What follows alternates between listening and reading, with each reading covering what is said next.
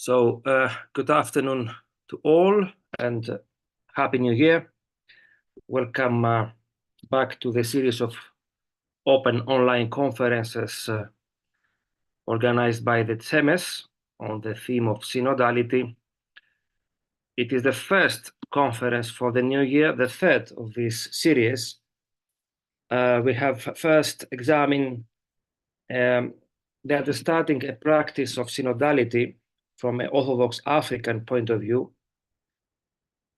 And then we moved to the study of synodality in the context of the official theological dialogue between the Orthodox and Catholic Church, a lecture offered by His Eminence Metropolitan John of Zizioulas.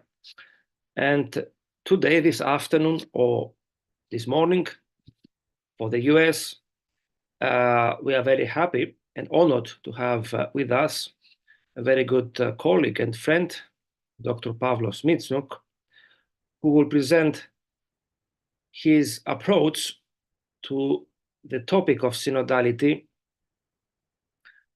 in the thought of the late Metropolitan of Pergamon, John Zizioulas,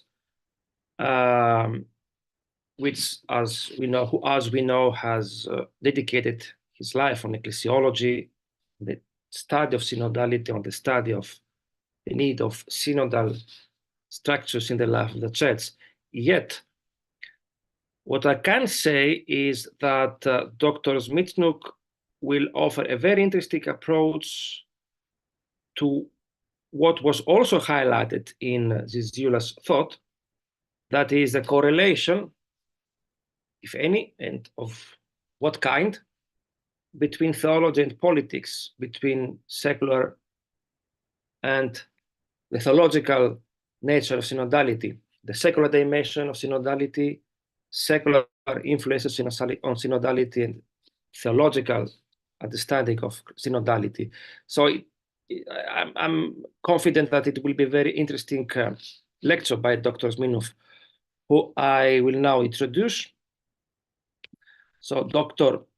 Smytsnyuk is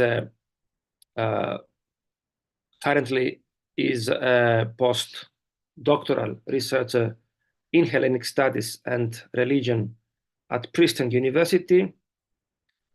His specialization include political theology, nationalism, and religious aspects of the anti-colonial struggle, with a particular focus on Greek Orthodoxy, on Greek authors. Dr. Smytsnyuk was the Institute of Ecumenical Studies at the Catholic University in Lviv, Ukraine. He is indeed an Ukrainian. Previously, he has studied philosophy and theology in Rome, in Athens, in Russia, St. Petersburg, and in Oxford. I have a very impressive list of his publications in front of me. Some of these include, at least the most recent ones, include an attempt to study the war, the ongoing war in Ukraine, and the reaction to the war in Ukraine by the Holy See. So his recent publications include the war in Ukraine as a challenge for religious communities, Orthodoxy, Catholicism, and prospects of peacemaking, or the Ukrainian Orthodoxy, ecumenical aspects, problems, tolerance for Ukraine, interreligious insight, kenotic ecumenism, what can Eastern Catholics and Orthodox learn from the parable of the grain of wheat? So I am confident, I'm sure that Dr. Smytsnyuk will offer a very interesting focus this evening on the topic that we have chosen for this year conferences. And we are looking very much forward to that. So Dr. Smytsnyuk, welcome. And the virtual floor is yours. Just for the public who follow us in Greek or from Greece, while Dr. Smytsnyuk will be giving his lecture in English, we will be projecting on the screen a Greek translation of the text, so also Greek audience can follow the lecture. Good afternoon from Rome, Dr. Smytsnyuk. Aristopoli, grazie. Thank you, Dimitri, for the invitation, and it's an honor, yes, to be invited to speak at the CEMES lectures, and especially to speak about yes, the Metropolitan of Pergamon, whom I met several times. I remember sending him my master thesis in Athens and receiving some feedback from him. Yes, a huge personality, not only for Orthodox theology, but I think for Christian theology. So as Dimitri said, I will focus on synodality and politics and use the thought of Metropolitan of Pergamon as a starting point to launch my reflection.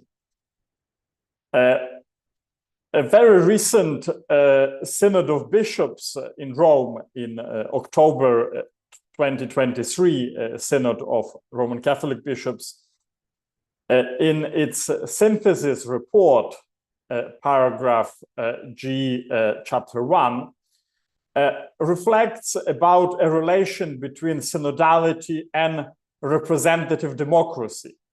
It mentions the concerns expressed by some of participants, synodal participants, that the synod might become a body of majority deliberation, denuded of its ecclesial and spiritual character, so jeopardizing the hierarchical nature of the church.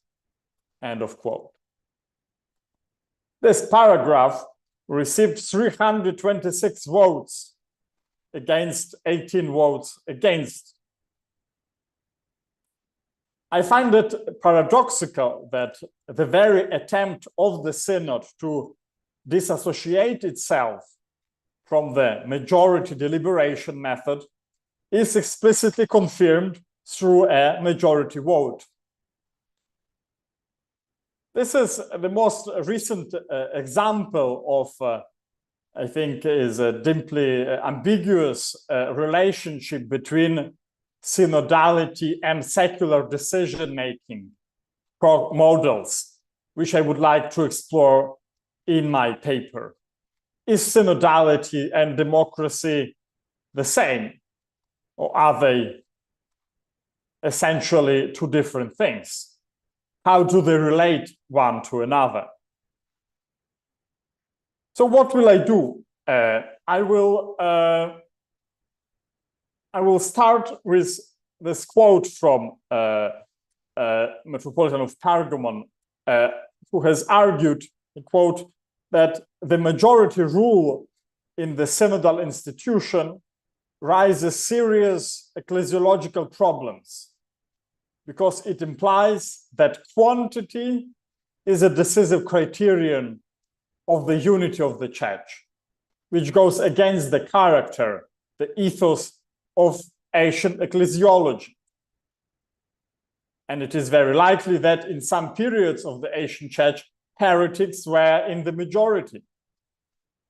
The majority rule, which is the basis of the secular law of democratic regimes, says John Zizioulas, risks transforming the synodal institution into a purely legal institution. That is why it was not applied in the synods of the ancient church, except when all attempts to achieve unanimity proved unsuccessful. So we have several points here. On the one side, there is this fear which was expressed, yes, by the Synod of Bishops in Rome last October, that Synod might become something of a democratic institution. there is this perception, which is very classical for Metropolitan John Zizioulas, perception that the original way the early church works gets changed at certain period of time, and this originality gets lost. And I think the perception that the quantity is somehow deficient approach to decision making, and that there can be moments in the history of the church when the majority actually follows directions which are then recognized by the church as heretical.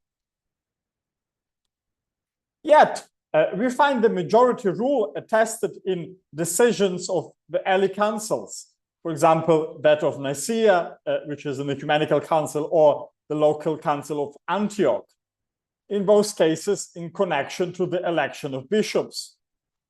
The sixth canon of the First Council of Nicaea states that if 2 or 3 bishops shall from natural law of contradiction oppose the common suffrage of the rest, it being reasonable and in accordance with the ecclesiastical law, then the choice of the majority prevail. Similarly, the Canon 19 of the local council of Antioch, dated by some scholars to 341 or 330, requires the majority of the bishops of a region to be present at the ordination of a new bishop, or at least consent to it in writing, while if some are found to disagree, the vote of majority must prevail. The critique of majority rule by Metropolitan John is linked to several considerations. I will cite the 2 most important ones. First, for Metropolitan John, the principle of majority is an innovation compared to the previous synodal acts of the church, which attempted, he argues, to reach unanimity, and thus will go against the logic of Asian ecclesiology. Secondly, and more importantly, majority rule makes the quantity a decisive criterion of the unity. For John Zizioulas, synodality has its origin in the Eucharistic practice of the church, not in the secular patterns. Synod is an extension of the Eucharist. It's a moment of reconciliation, which Gospels requires Christians to do before accessing communion. Drawing on the Gospel of Matthew 5:23-24 and 18:20, the Fast of Corinthians 5, and the Didaskaria Apostolorum of Syriac origins, Zizioulas argues that Christians were required to reconcile before receiving Holy Communion. And this act of reconciliation would transform the Eucharist into a court, and the bishop, surrounded by the council of presbyters, would pass judgment so that the matters would settle even at the last minute before taking communion. So in a way, those who are familiar with the sort of John of Pergamon, Eucharist is the fundament, the representation, the focus of all church life.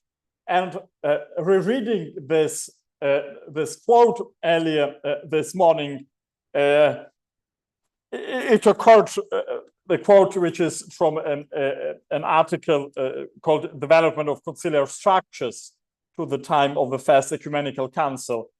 It has occurred to me to think why Eucharist is so important.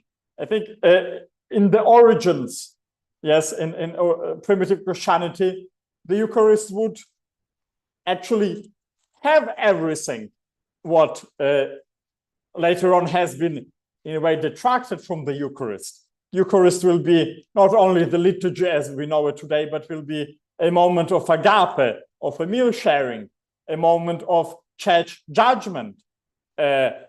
So in a way, an arbitrage, you know, where you will settle matters with your fellow Christians. It would be a moment where you would decide who will get into the church ministry. So it actually is the ancient ecclesia to demo, yes, a meeting where everything which is important in church life happens. But let's us back to synodality. John Zizioulas is also critical of an understanding of synods through the principle of representation. In the synodal history, we find different ways to articulate the idea that the people of God exercise their authority in ecclesiastical matters through their representatives, be it through the representation of each ecclesiastical group or class, or representation of the local church through its bishops. The idea of a council as a moment of representation of the different groups of church members, the laity, monks, and higher clergy, by delegates, was carried out at the synod in Moscow of 1917, an event which provoked then a harsh criticism of Nicholas Afanassiev, which was probably an inspiration to John of Pergamon, being the father of what we call Eucharistic ecclesiology. Then a recent application of this perspective is the composition of the local synod, Поместный Собор of the Russian Church in 2009, during which Patriarch Cyril was elected. So those were synods which worked through representation. Not only the bishops were present there, but each diocese was represented by a layman or a monk, or layman and a monk. As David Hay-Stade has recently argued, representation and delegation exist in the practice of the Orthodox churches, but there is no theoretical consensus on the meaning and form of this practice. According to Zizioulas, the authority and the prestige of synodal decisions and acts do not have their source in the people, as is the case in democracies, but are derived from God through the bishops in the community of the church, end quote. Zizioulas maintains that the bishops participate in the synod neither as representatives of the faithful, nor as individuals, but as presiders of the local churches. He says the bishop is nothing more than the mouthpiece of his church, not in the sense of democratic representation, but in the sense of the one who, as the icon of Christ, conveys the blessing and power of the Lord to the people, and as the celebrant of the Eucharist, binds them into one body. And such an approach is shared by many other theologians, both Orthodox, as the mentioned Afanassiev or Sergei Stargorodsky, but also Catholics, Yves Congar, Gilles Routier, and so on. So is synodality something completely alien to institutions founded on representation or collegial decision-making? The scholars of ancient synodality, Zizioulas included, accept that ancient church councils had many common features with the institutions of Greco-Roman antiquity, in particular with the Roman Senate. Zizioulas, for example, notices this dependence of North African councils of the period of Saint Cyprian of Carthage from the Roman Senate procedure. According to Francis Dwornik, we find in Cyprian letters the same forms of convocation for the synods and also the same wording as were used for the Roman Senate. Cogere concilium, cogere senatum, convocare concilium, vocare, convocare senatum, habere concilium, senatum habere. Like the Senate under the emperors, the council was a deliberative assembly, and the bishops had equal rights like the senators. While Cyprian, as the bishop of the capital city, summoned a council, he followed the procedure once used in the Senate. He read out his relatio or outline of the discussion as the magistrate who represented the emperor did in the Senate, then added a few words of explanation, which was called verba facere, then followed the interrogatio of all the bishops present, who each gave their sententia without any display of rhetoric, as was customary in the Senate, using the senatorial formula. Censeo decerno mea sententia est existimo.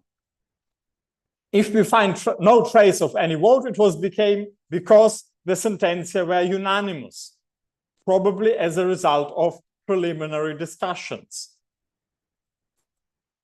And the similar pattern was followed at the ecumenical councils.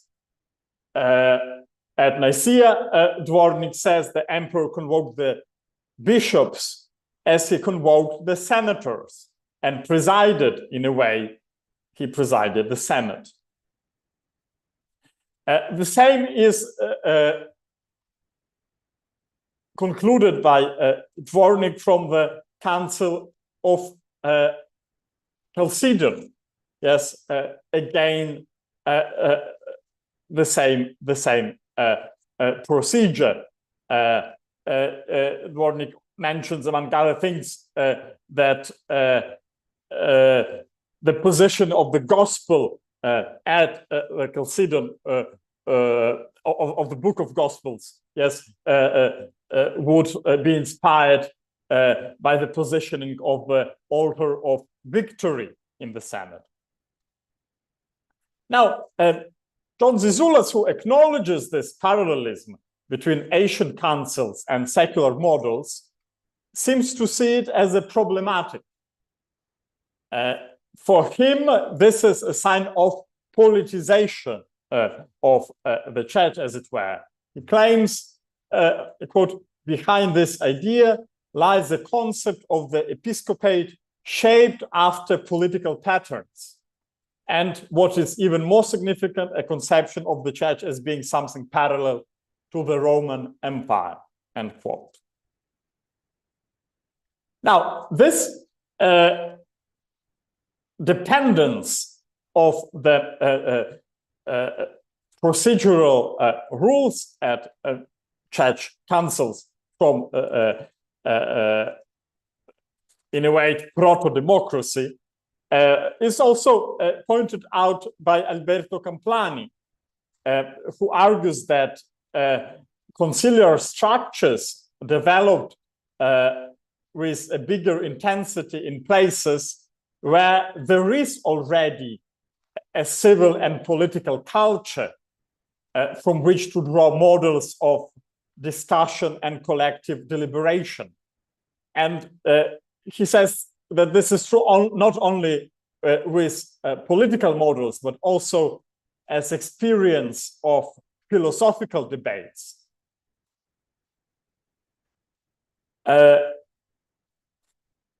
So he would say that the councils are not, I quote, pure and simple reproduction of collective decision-making, but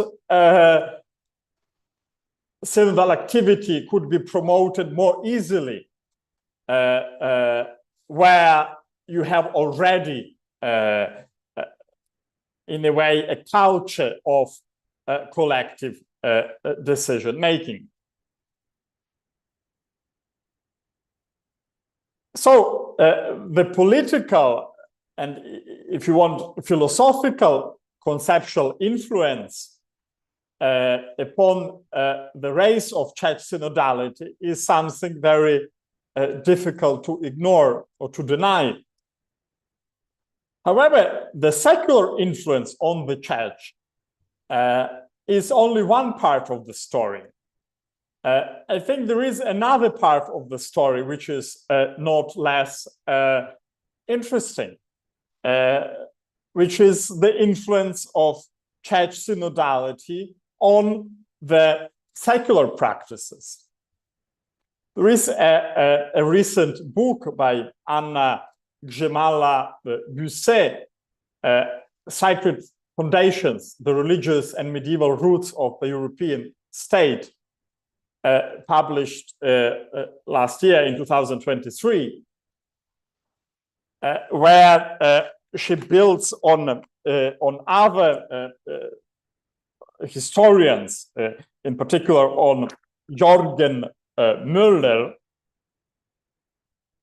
which point out a huge extent to which theological, canonical, and institutional patterns of the medieval Christianity has influenced the parliamentary culture in Europe.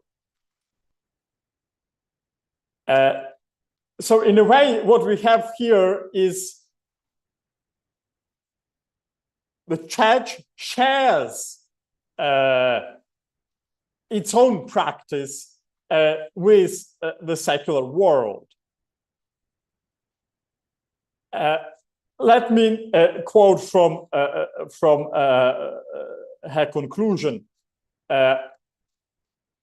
She says that, I quote, church precedence and its stock of human capital shaped the rise of parliaments in three ways. First, the church lent institutional precedence. Its earlier synods functioned much as national assemblies did. Popes summoned clergy and the councils delivered justice. Summoning instead of election followed earlier church practice, as did majority decision rules. Second, the expansion of parliaments to representative and legislative roles required principles that the church provided.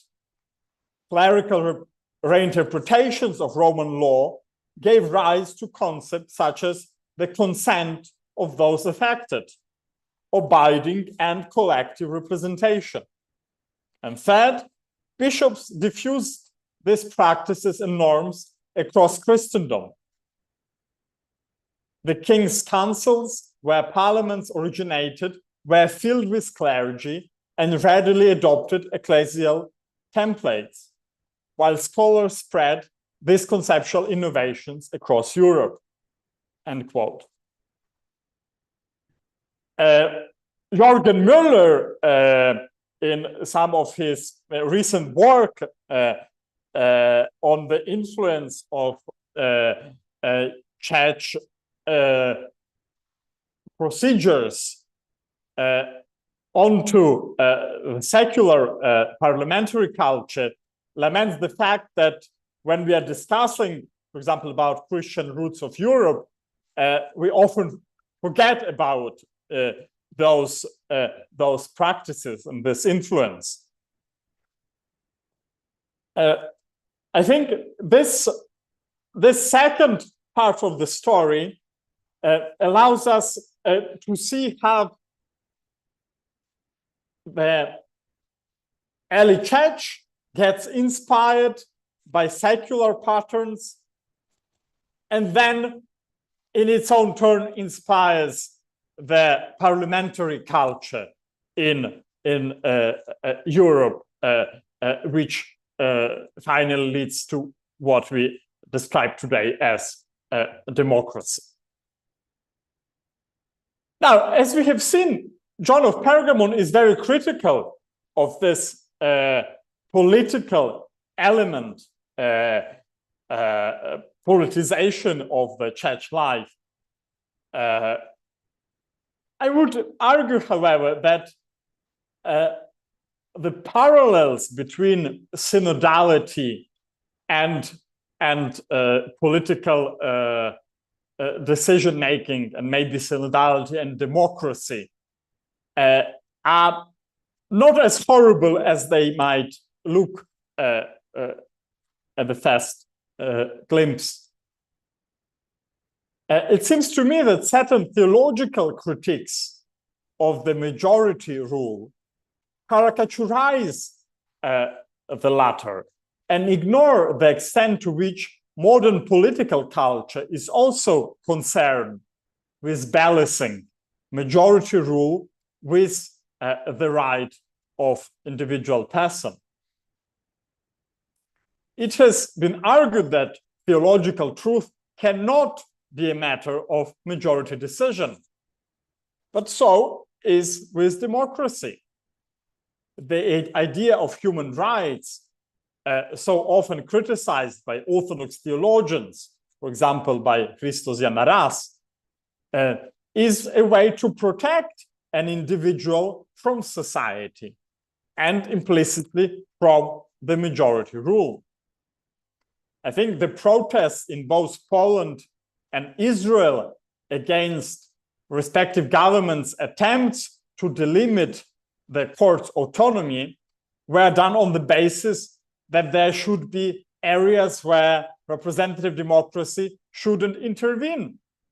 In fact, the controversial reforms in both Poland and Israel were promoted by the government on the basis that the pre-existent autonomy of courts was, I quote, contrary to democracy. Yeah, so it's a way in which modern democracy also recognizes that not everything is or should be subjected to the right of majority. Yes, and I think in a non-dissimilar way, John of Pergamon rightly says that the faith cannot be subject to the majority vote. Another critique of democratic understanding of synodality has to do with the idea that the church's truth is of transcendental nature. It comes from God, not from the people. Yes, as New Testament says about some synodal decisions, it has pleased to the Holy Spirit and to us.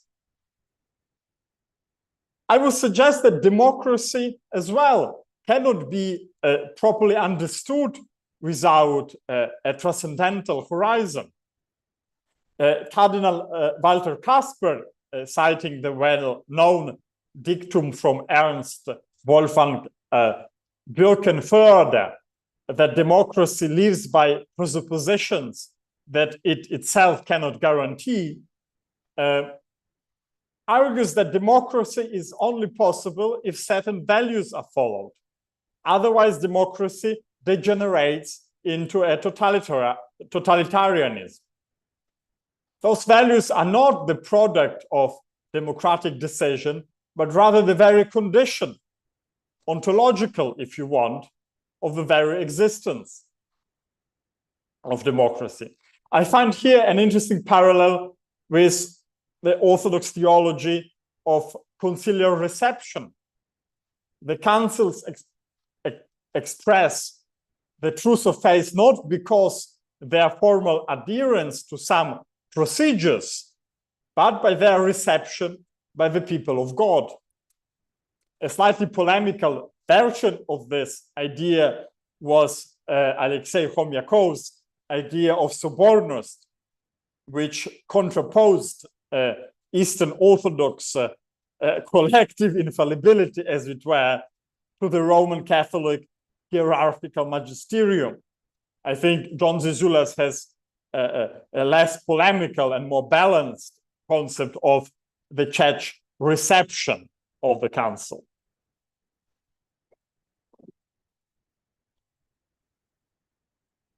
Even Rousseau's social contract needed a civil religion.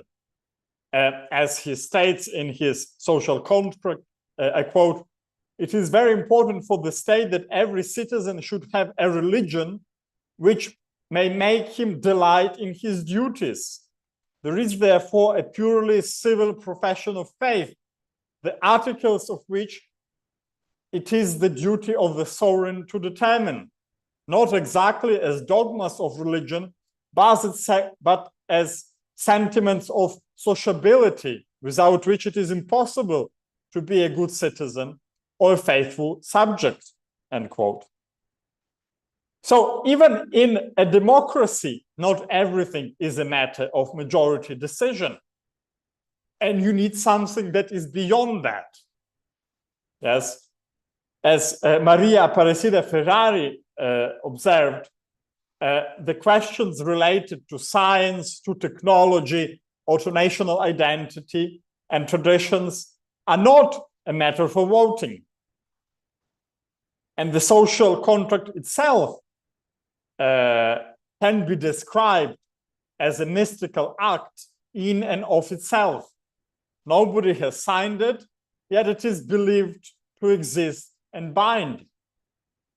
As late Roger Scruton claims, I quote, "Advocates of the social contract, for example, suppose men to be gathered together by the very contract which settles their future obligations. But how were they gathered? And who did the gathering? On what basis are those unborn to be admitted to the contract? How do we distinguish those who are entitled to contract from those who are bargaining in?" End quote. This democracy's lack of foundation in itself has led Giorgio Agamben to speak of the democratic government as a void. In his Kingdom and Glory, Agamben raises a question, quote, "Why does power need glory? If it is essential force and capacity for action and government, why does it assume the rigid, cumbersome, and glorious form of ceremonies, acclamations, and protocols?"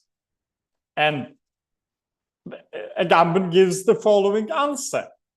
The function of acclamations and glory in the modern forms of public opinion and consensus is still at the center of the political apparatuses of contemporary democracies.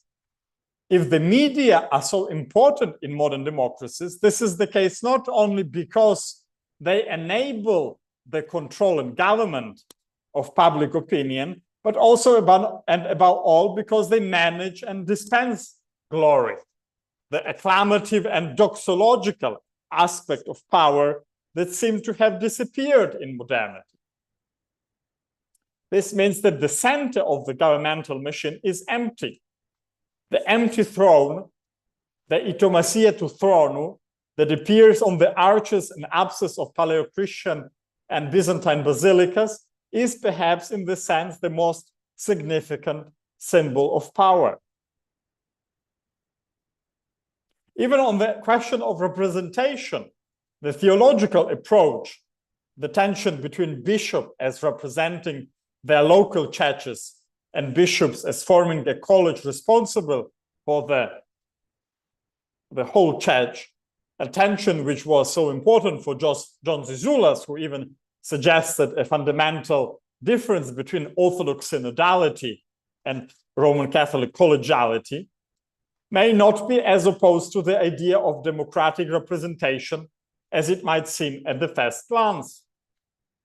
Jean-Marie Donegani points out how in the 16th century England and 18th century France, representation was thought in terms of representative mandate, through which, once elected to parliament, a deputy ceased to be ambassadors of their constituents and become representatives of the nation as a whole. Now, three conclusions. First, Christian, synodal, and secular democratic I put both words in brackets because Roman Senate was not a purely secular and not exactly democratic in the modern sense of the word, nor were democratic early modern parliaments. So Christian synodal and secular democratic processes and institutions have inspired and influenced each other. The early Christians were influenced by the procedures of the Roman Senate, while centuries later, they provided forms and vocabulary for the secular parliamentary structures. In recent times, the rise of democracy has stimulated the growth of conciliar structures in the church itself. Ernst Kantorowicz, in his The King's Two Bodies, has argued that the transference of definitions from one sphere to another, from theology to law, is anything but surprising or even remarkable. The quid pro quo method, the taking over of theological notions for defining the state, has been going on for many centuries, just as, vice versa, in the early centuries of the Christian era, the imperial political terminology and the imperial ceremonial had been adapted to the needs of the church, end quote. He doesn't, Kantorowicz doesn't deal particularly with the Senate or parliaments, but I think this conclusion still holds true. Now, second, if we can learn from the secular world on how to listen, negotiate, and reach consensus, I do not see, I see no theological reasons to cut oneself out from such a possibility on the pretext that it is secular.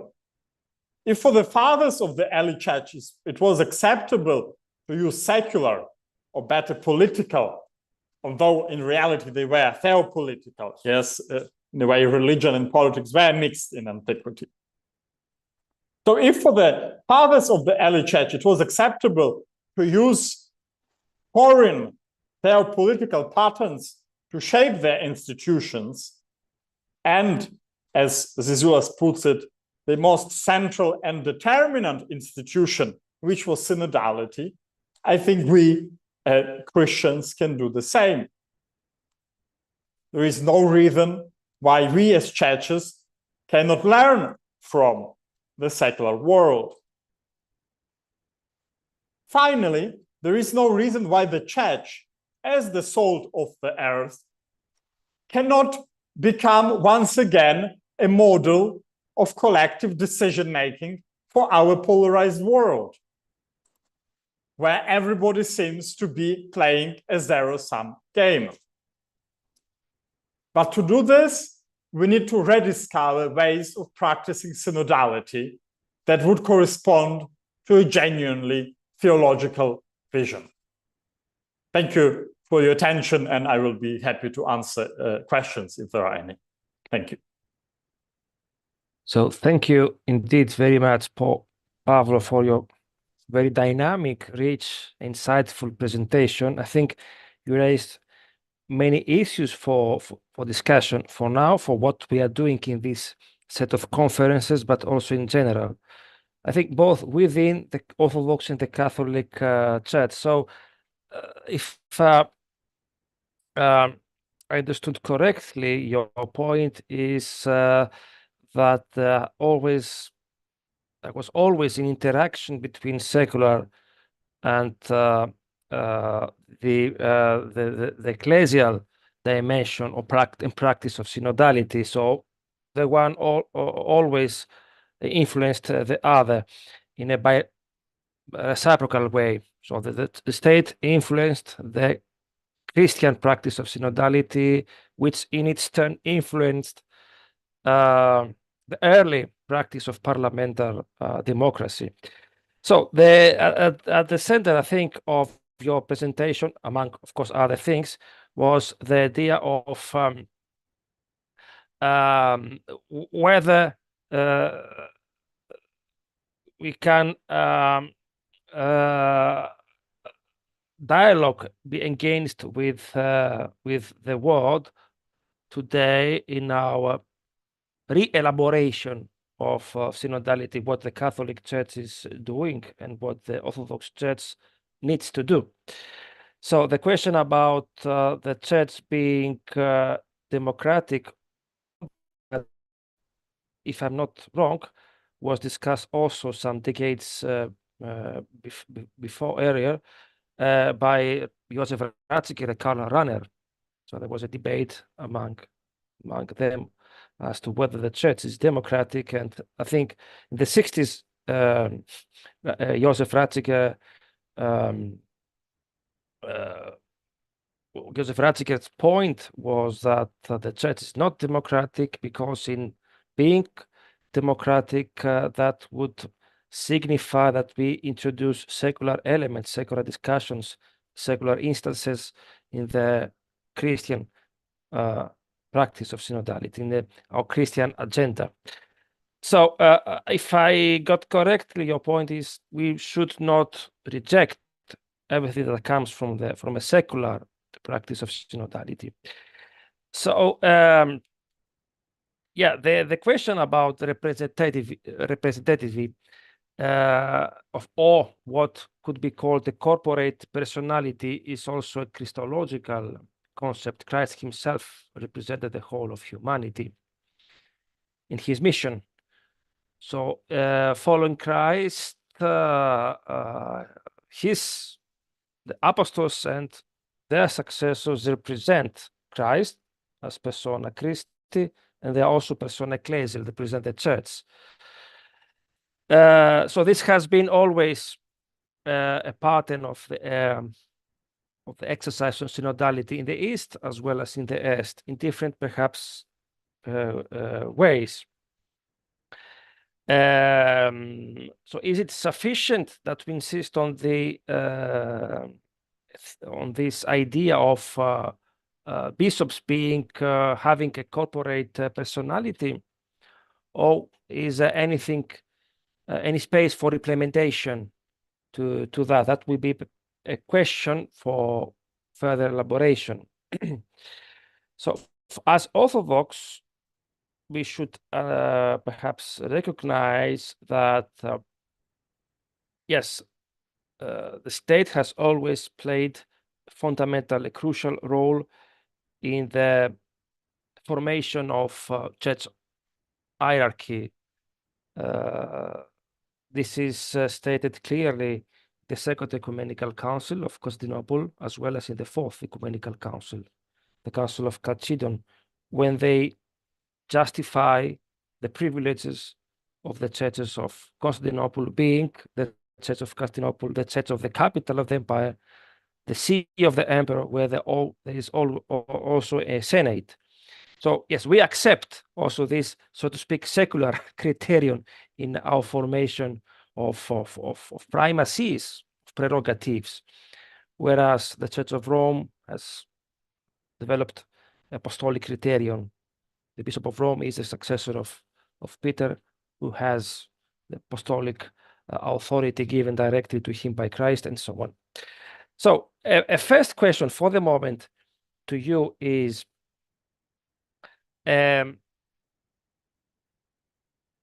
is sufficient to speak about the bishops representing the whole church, the whole of their community in their encountering with other bishops?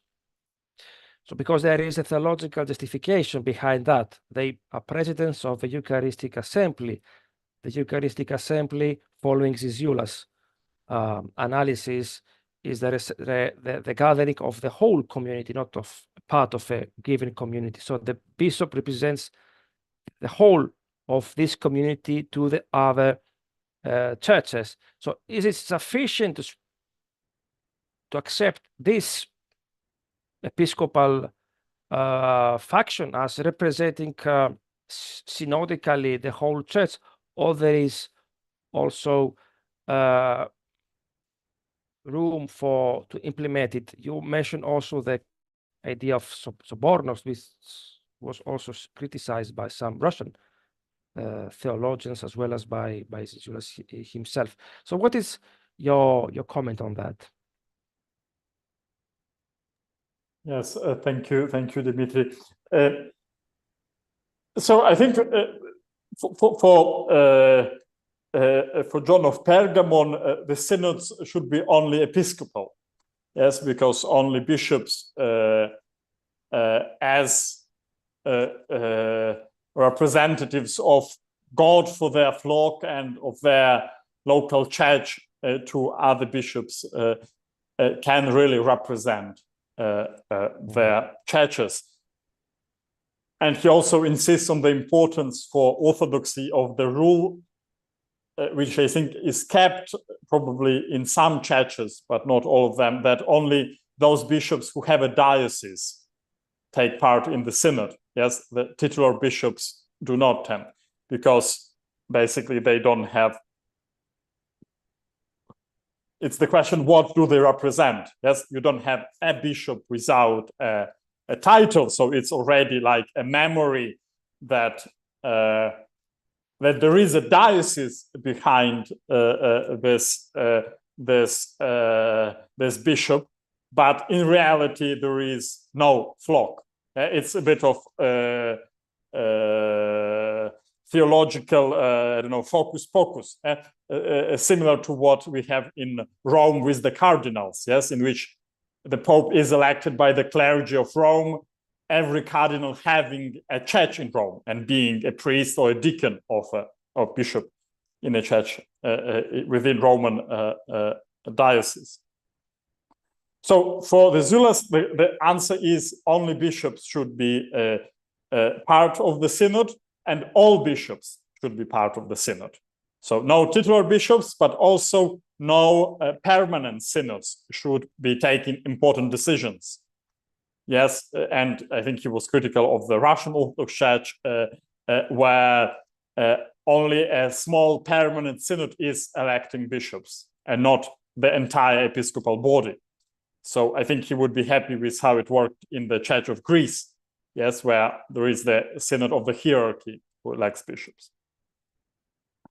Now, my question like, in order to answer your question about whether I believe that this is the theologically right solution. And the question I'm asking myself is, to what extent the early practice of the church can be applicable for today. Yes, Zizioulas says that the Eucharist makes the church. Yes, and a lot of people have criticized Zizioulas for emphasizing too much the Eucharist. Yes, almost not allowing for the life of the church outside the Eucharist. And I think it would work for the Asian church, because you would, you know, have a meal during the Eucharist. You would settle all your disputes during the Eucharist. You know, you would Eucharist would be the place where you would do all sorts of things which we don't do today. Yes, we don't settle our disputes in the Eucharist, and we don't really eat. Yeah. The same is, I think, about the bishop. That's true that you have theological reasons why a bishop is a representative of the church and the only representative of his church. But I think if you look at the antiquity, we have also a tradition of election of bishops by the diocese, yeah, by his local church. So maybe it doesn't mean that the bishop represents those who have elected him. Yes, I don't know, the local diocese of Volos, yes, who would elect the metropolitan, can be said to the bishop would represent his diocese in this way. But today this doesn't happen. Yes, so what is the theological value that we give to the fact that bishop is elected by his own local church? Is there any value, theological value, in that fact or not? If we say that there is a theological value, then today probably we can say that the bishop doesn't represent his own diocese in the same way he represented it in the, I don't know, 2nd century when he was elected by his diocese. Yes, so he remains the same bishop.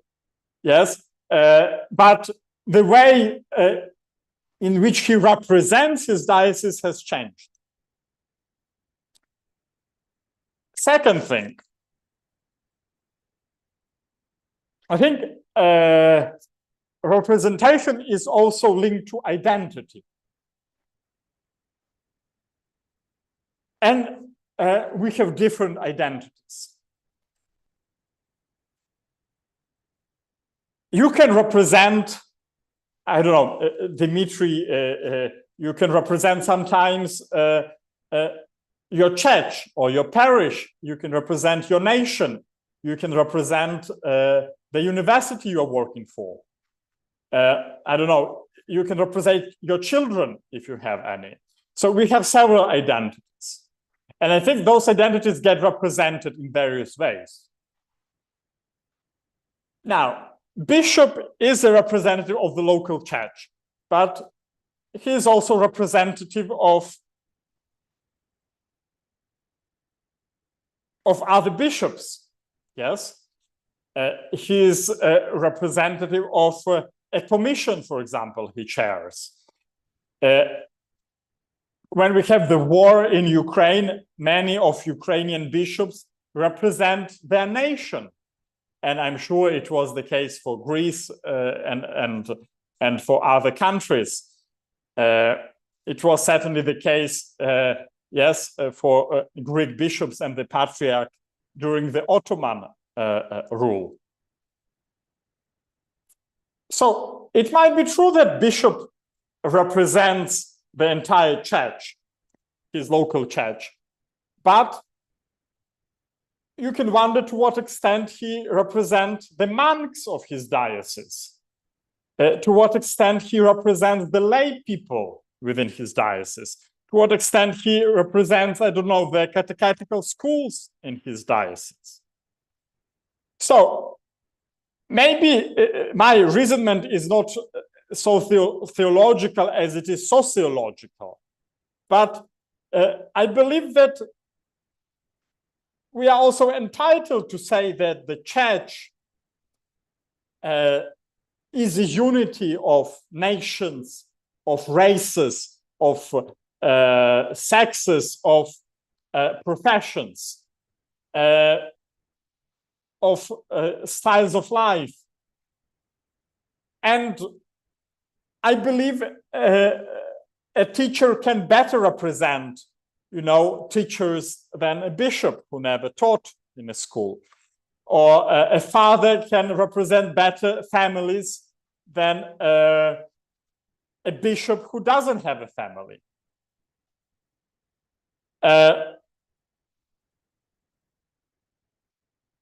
I think those rationales open space to look at representation also from a different point of view than just a purely theological, and also to find space to represent, you know, other identities through people who are not necessarily bishops.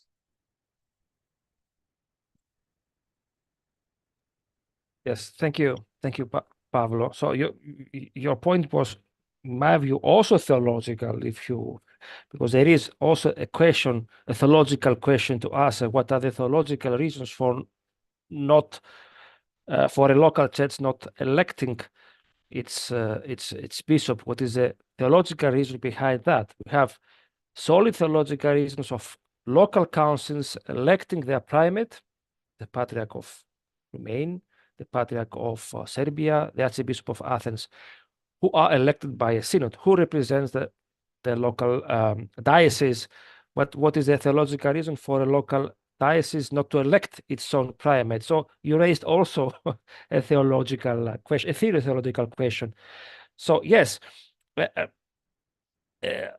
think that the church should apply the principle of representation. We cannot have all laity participate in a synodal process, or monastics participate in a synodal process or in a synodal event, in a synodal gathering, or priests, or married priests being participating in a council, and all bishops. So by force of things, we must apply the representative criteria. At least in my view, this does not mean that other voices should be eliminated by the representation processes.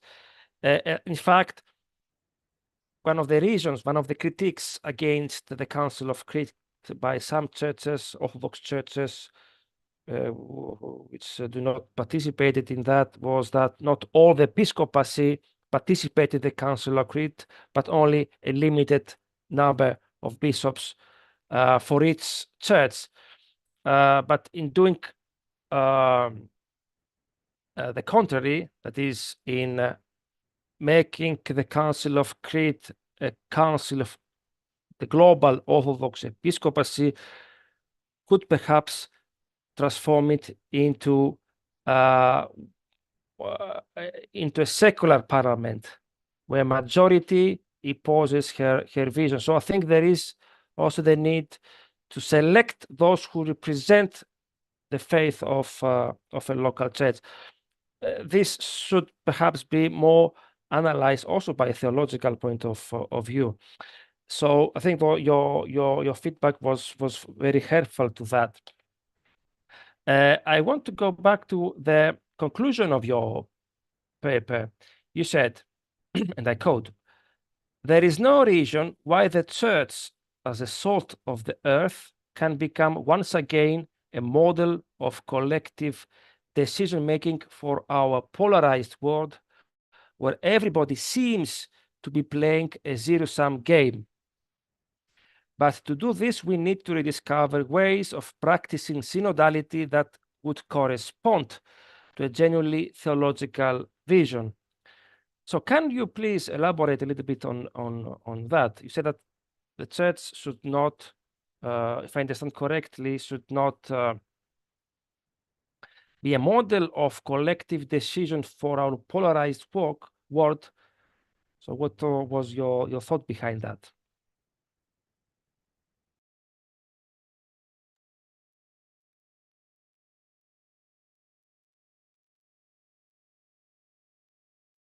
I think in my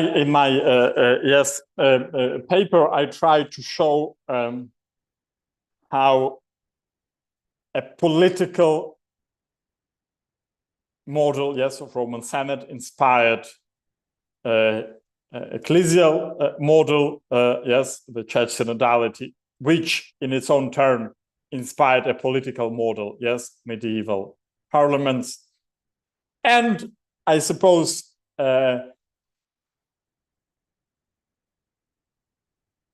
modern democratic decision-making has also inspired the role of synodality for many Christian churches.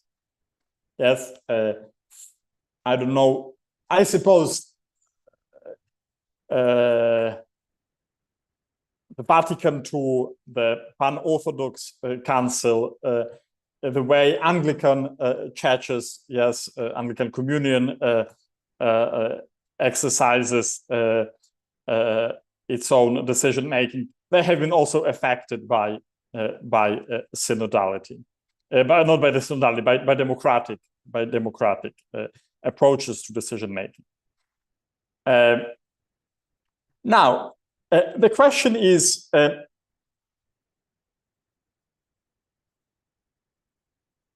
which is a question of political theology.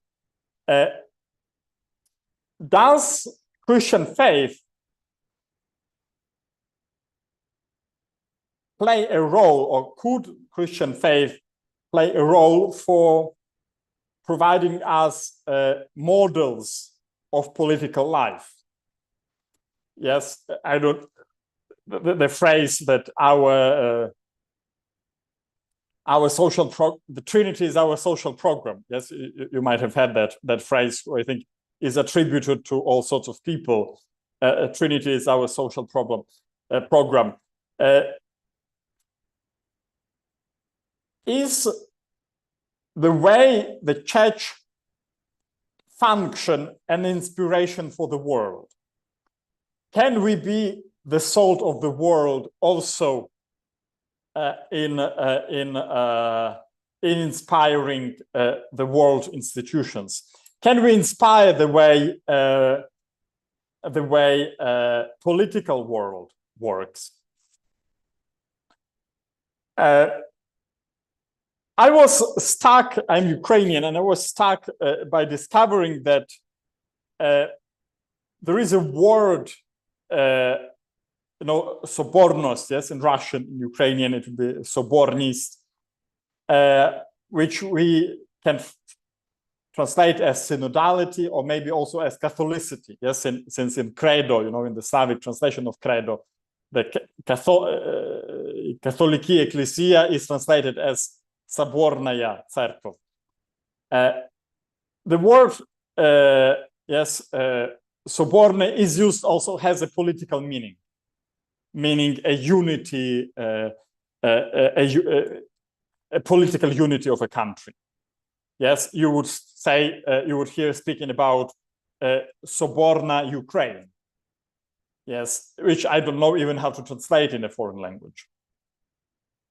So I think this, perhaps a coincidence, perhaps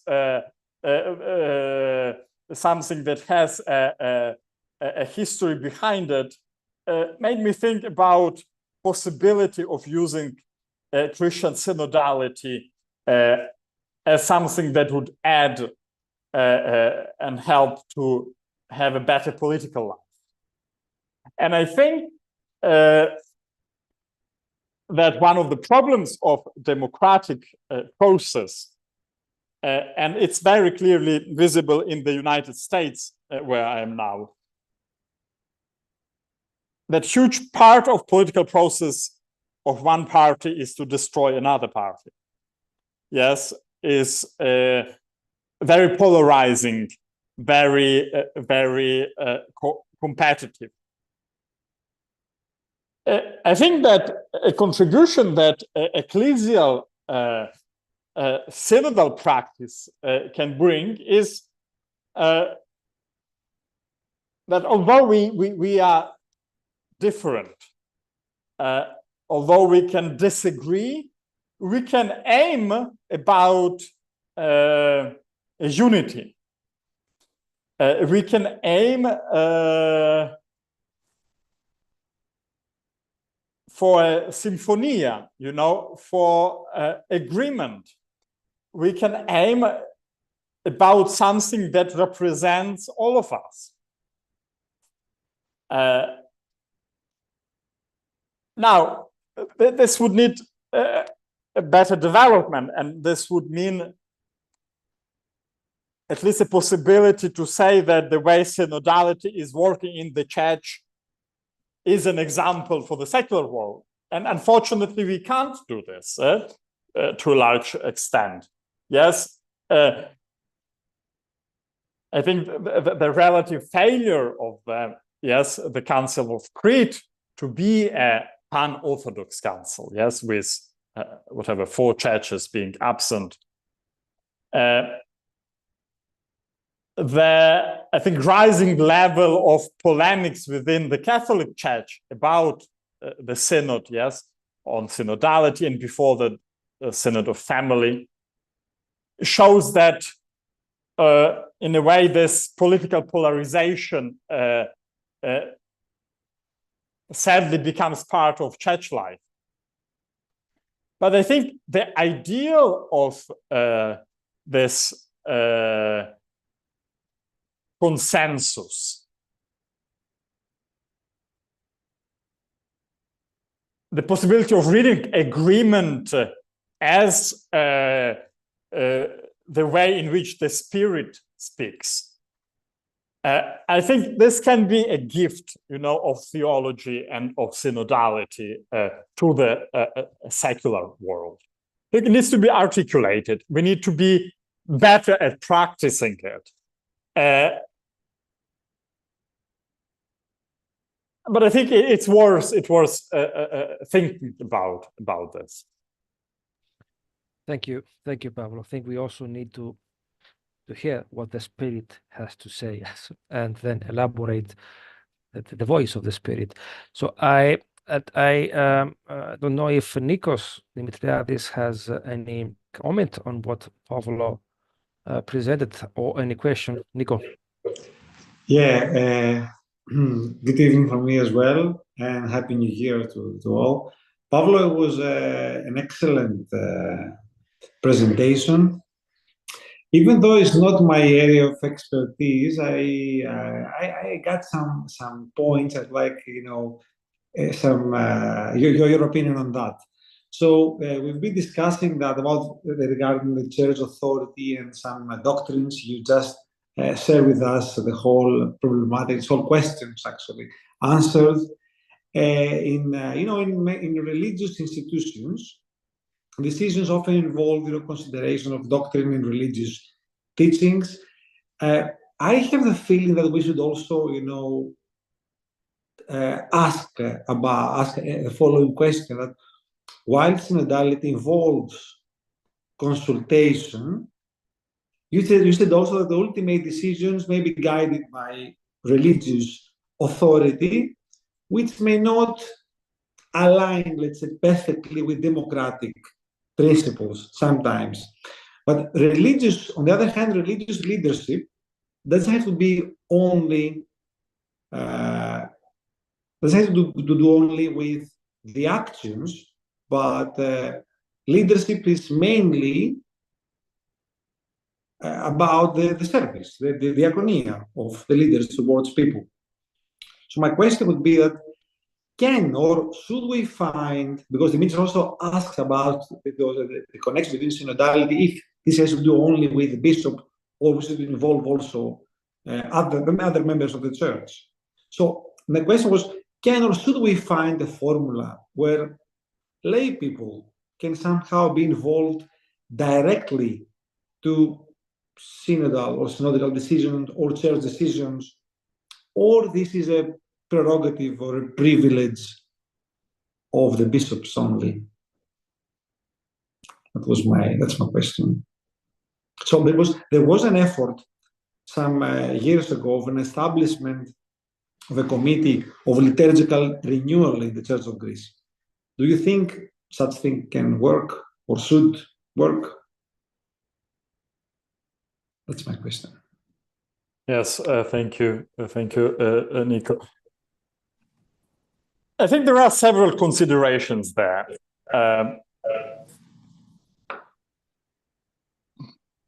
The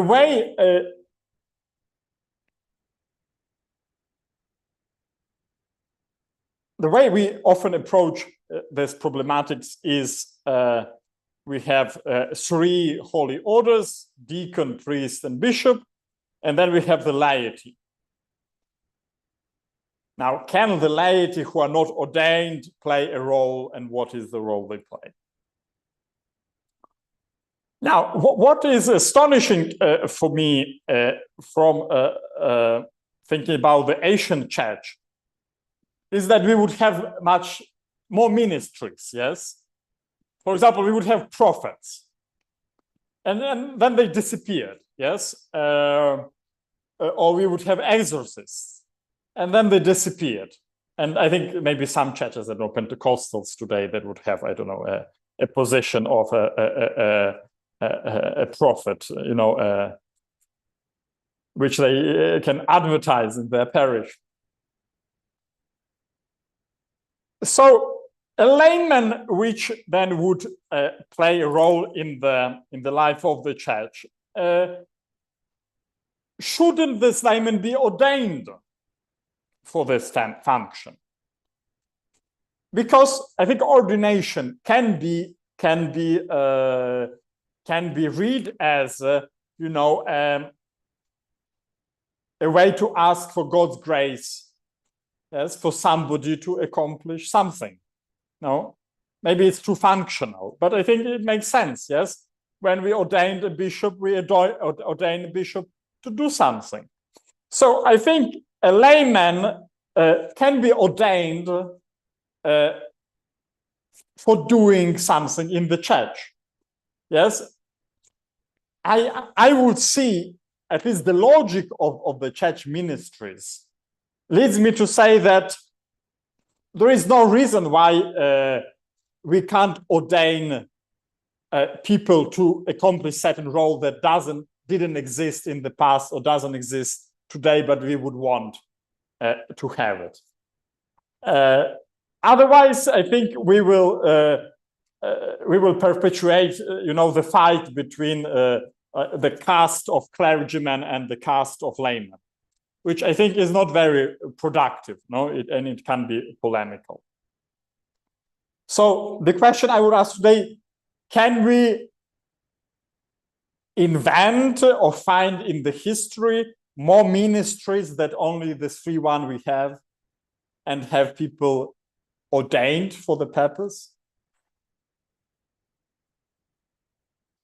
I don't know, in the Catholic Church, for example, there is a debate about women in the church, yes? And one of the proposed solutions would be to make women cardinals, yes? To be a cardinal is a sort of position which doesn't, require a hierotonia, doesn't require an ordination. And in theory, at least in history, we have lay cardinals, yes? I don't know, in the Middle Ages, we would have people who would never get ordained while being a cardinal.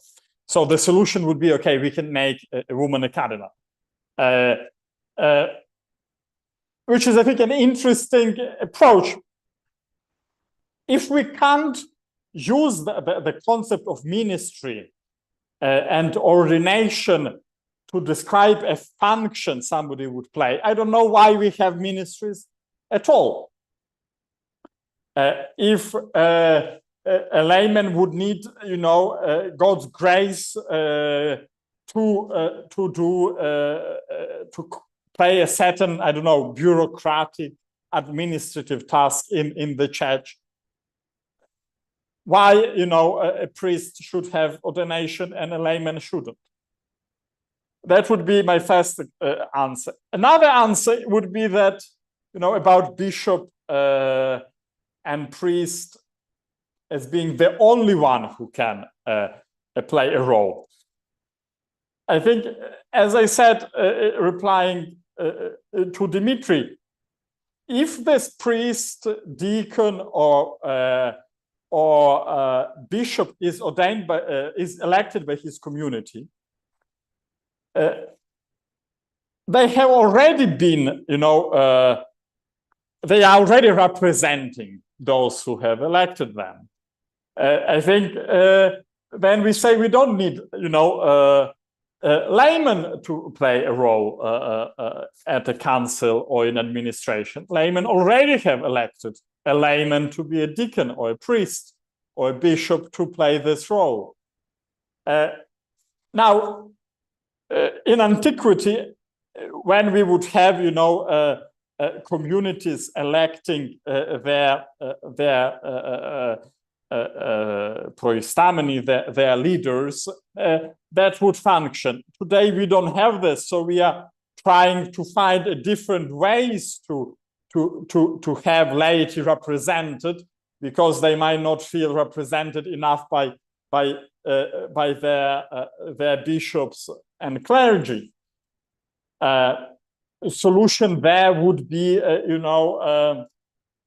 bring more engagement of laity